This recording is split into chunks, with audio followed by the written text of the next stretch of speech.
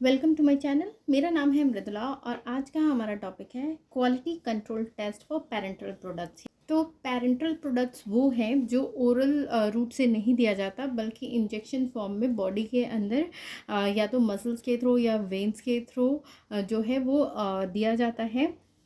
तो इसलिए parental products को मॉनिटर करना कि वो टोटली स्टेराइल है। स्टेराइल इन सेंस कि उसमें किसी तरह का माइक्रोबियल ग्रोथ तो नहीं है या किसी तरह के पायरोजेंस तो नहीं प्रेजेंट है, क्योंकि अगर पायरोजेंस प्रेजेंट है तो इंजेक्शन के बाद जो है वो बॉडी टेम्परेचर इंक्रीज़ हो जाएगा। ठीक है, तो ये सारी चीज़ें चेक करना बहुत ज़रूरी होता है। तो इन स्टेरिलिटी और पायरोजन को चेक करने के लिए आपको अलग अलग टेस्ट परफॉर्म किए जाते हैं, जैसे लिकर टेस्टिंग, क्लैरिटी टेस्टिंग या particulate matter monitoring, pyrogen test, sterility test.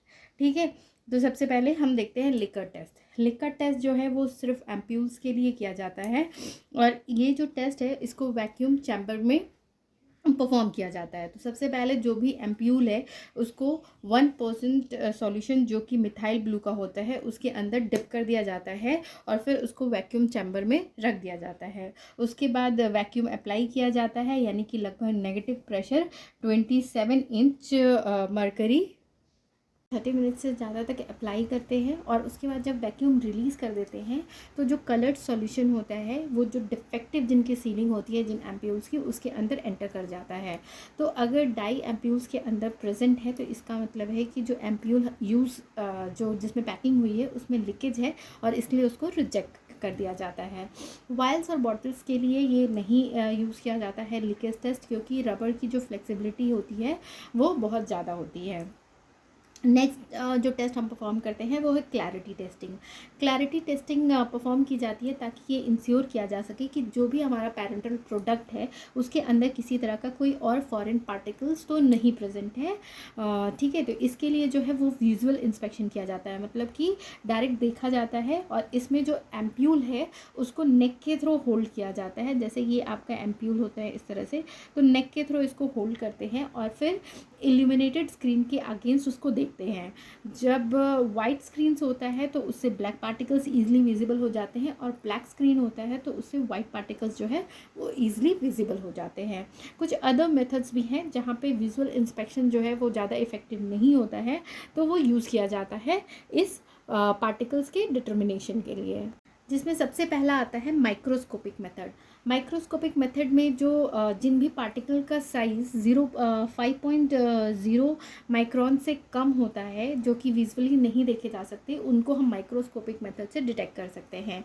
इसमें सैंपल का एक मेजर्ड वॉल्यूम ले लिया जाता है और उसको फिर एक मेम्ब्रेन से फिल्टर किया जाता है। मेम्ब्रेन से फिल्टर करने के बाद जो पार्टिकल्स होते हैं जो उसके अंदर प्रेजेंट होते हैं वो फिल्टर पेपर पे स्टिक हो जाते हैं और फिर उनको फिर माइक्रोस्कोपिकली जो है वो काउंट किया जाता है ऑब्लिक लाइट 40 या 100x मैग्नीफिकेशन पर यूज़ करके। थर्ड जो मेथड यूज़ किया जाता है वो है शैडोकास्ट मेथड। यूएसपी ने एक स्टैंडर्ड दिया है स्मॉल वॉल्यूम पेरेंटल्स के लिए, जो कि इंट्रावेनस इंजेक्शन के लिए होते हैं उनके लिए।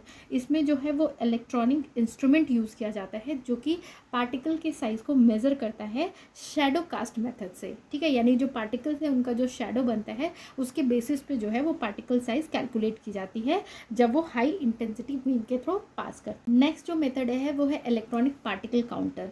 इलेक्ट्रॉनिक पार्टिकल काउंटर जो है वो इस पे बेस्ड होता है कि जब भी लाइट जो है वो किसी पार्टिकल से टकराती है तो वो स्कैटर हो जाती है। तो इसमें जो है वो इलेक्ट्रॉनिक पार्टिकल काउंटर यूज़ करके किसी भी लिक्विड सैंपल के थ्रू जब लाइट पास की जाती है तो पार्टिकल्स की वजह से अगर उसमें प्रेजेंट है तो लाइट स्कैटर हो जाती है, तो फिर उसके थ्रू डिटेक्ट किया जाता है। नेक्स्ट जो मेथड यूज़ करते हैं वो है थर्मोकपल कंडक्टिविटी मेथड।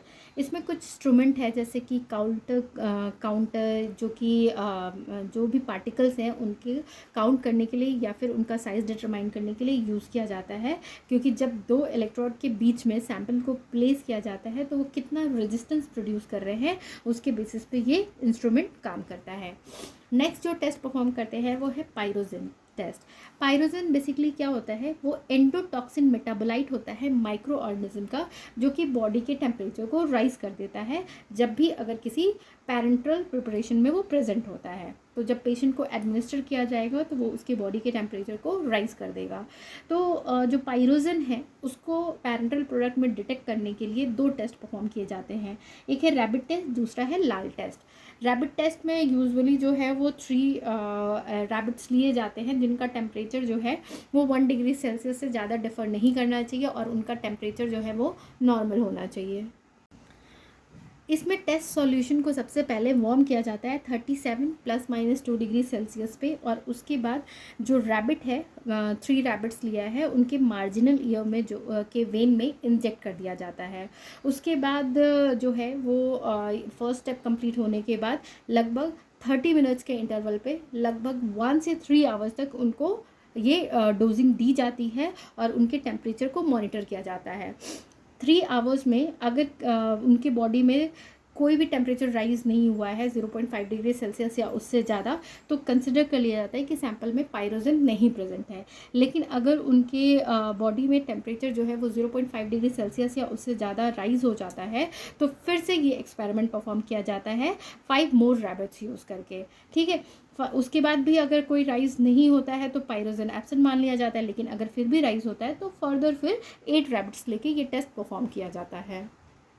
नेक्स्ट जो टेस्ट है वो है लाल टेस्ट, जो कि लिमुलस एमीबोसाइट लाइसेट टेस्ट कहलाता है, क्योंकि इसमें लिमुलस पॉलीफेमस जो कि हॉर्सशू क्रैब है उसके एमीबोसाइट्स के जो लाइसेट्स होते हैं उनमें जेलिंग प्रॉपर्टी होती है। उसी मेथड को यूज़ किया जाता है उसी को यूज़ किया जाता है आपको पाइरोजन को डिटेक्ट करने के लिए। तो इसमें सबसे पहले क्या करते हैं कि 0.1 ml टेस्ट सैंपल ले लेते हैं और उसमें लाल रिएजेंट को ऐड कर दिया जाता है। उसके बाद उसको 1 आवर के लिए 37 डिग्री सेल्सियस पे इंक्यूबेट किया जाता है। अगर जेल का क्लॉट प्रेजेंट है तो यानी कि इसमें पाइरोजन प्रेजेंट है, और अगर जेल फॉर्मेशन नहीं होता है तो मतलब इसमें पाइरोजन सैंपल में एब्सेंट है। इसमें बेसिक एडवांटेज ये है कि ये काफ़ी रिलायबल और सिंपल मेथड है और बहुत ही कम एक्सपेंसिव, मतलब इसमें बहुत ज़्यादा कॉस्टिंग नहीं आती है। नेक्स्ट जो परफॉर्म किया जाता है वो है स्टेरिलिटी टेस्ट। ये जो है वो इसमें डिटेक्ट करते हैं कि जो भी पैरेंटल प्रोडक्ट है उसमें किसी तरह का माइक्रोबियल ग्रोथ तो नहीं है।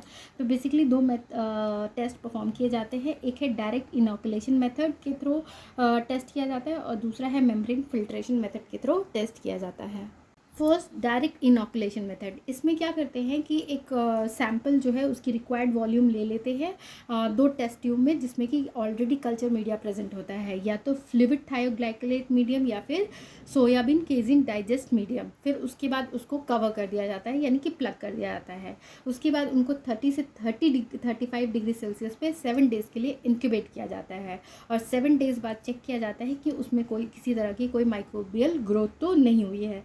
अगर कोई माइक्रोबियल ग्रोथ नहीं है यानी कि जो भी पैरेंटल प्रोडक्ट है वो फ्री ऑफ माइक्रो ऑर्गेनिज्म है, लेकिन अगर किसी तरह की कोई कॉलोनी डेवलप हो गई यानी कि वो उसमें ऑलरेडी किसी अदर तरह का फॉरेन माइक्रो ऑर्गेनिज्म प्रेजेंट है।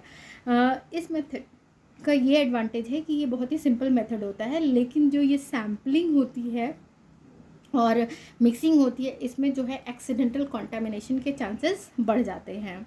सेकेंड जो स्टेरिलिटी मेथड यूज़ करते हैं वो है मेम्ब्रेन फिल्ट्रेशन मेथड, जो कि बहुत ही वाइडली यूज्ड मेथड है। इसमें सैंपल को सबसे पहले फ़िल्टर किया जाता है एक मेम्ब्रेन फ़िल्टर के थ्रू जिसकी पोरोसिटी 0.22 माइक्रोन और डायमीटर 47 mm होती है और उसमें हाइड्रोफोबिक कैरेक्टरिस्टिक होता है, ठीक है। और ये सारा जो किया जाता है वो एसेप्टिक कंडीशन में किया जाता है। फिल्ट्रेशन के बाद जो है मेम्ब्रेन को 2 इक्वल हाफ में कट कर दिया जाता है। फर्स्ट हाफ को जो है वो मतलब एक एक को अलग अलग टेस्ट ट्यूब में रख दिया जाता है जिसमें कि या तो फ्लूइड थायोग्लाइकोलेट मीडियम हो या फिर सोयाबीन केजिन डाइजेस्ट मीडियम हो। उसके बाद उसको एक प्रॉपर टेम्परेचर पे एक अप्रोप्रिएट पीरियड के लिए इंक्यूबेट किया जाता है और उसके बाद जब वो पीरियड ओवर होता है तो टेस्ट ट्यूब में चेक करते हैं कि किसी तरह का माइक्रोबियल ग्रोथ हुआ है या नहीं। अगर माइक्रोबियल ग्रोथ हुआ है यानी कॉलोनीज डेवलप हुई है तो उसको काउंट करते हैं, और अगर किसी तरह का नहीं हुआ है माइक्रोबियल ग्रोथ तो इसका मतलब कि जो पैरेंटल प्रोडक्ट है वो फ्री ऑफ माइक्रो ऑर्गेनिज्म था।